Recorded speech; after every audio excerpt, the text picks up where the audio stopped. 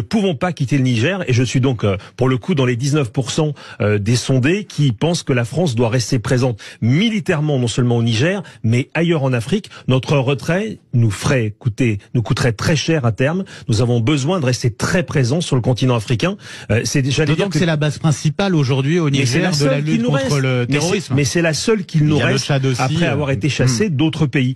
Donc il y a un intérêt stratégique évident pour la France à rester présente. Donc on verra, la situation est évidemment très confuse pour le moment, mais notre intérêt premier, c'est de rester sur place le plus longtemps possible. Évidemment de protéger nos ressortissants, ils sont 5 à 600. Pour l'instant, pas de rappel des ressortissants. Non, mais écoutez, la situation est un peu ambiguë parce que le président qui a été renversé peut quand même continuer à communiquer avec ses homologues. Oui. Donc on voit bien que la junte n'a pas coupé tous les ponts et qu'elle garde plusieurs fers au feu. En tout cas, nous devons absolument rester ici parce que sinon, c'est la dégringolade complète et nous le paierions cher dans l'avenir. Donc il y a un intérêt national bien compris qui est que la France reste sur la question de la place. lutte contre le terrorisme en l'occurrence, c'est ça. Mais pas que. Écoutez, c'est-à-dire, moi je veux pas être naïf parce qu'en diplomatie, il faut pas être naïf. La France a besoin d'être présente en Afrique, y compris pour ses intérêts économiques. Voilà, c'est pas la peine qu'on se raconte d'histoire parce que Moscou, eux, ne s'en rendent compte pas. Moscou veut absolument assurer une présence parce qu'il y a un intérêt économique. Nous devons avoir la même logique.